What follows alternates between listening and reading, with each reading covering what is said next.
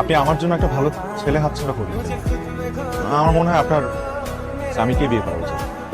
স্বামী একজন ভালো স্বামী হবে। স্বামী কি আমার জন্য কবিতা লিখতে পারবে? স্বামী কি আমার জন্য সর্বস্ব বাজি ধরতে পারবে?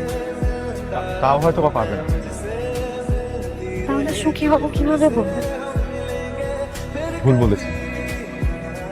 স্বামী আপনাকে ডিজার্ভই করে না।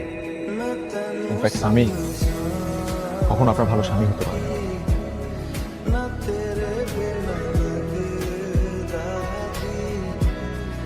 আপনি চাইলে এখন আমার হাতটা ধরতে পারেন, কিন্তু একটা শর্ত আছে। কি শর্ত? এই হাত একবার ধরলে কখনো ছাড়তে পারবেন না। কখনো ছাড়বো না। বাজি।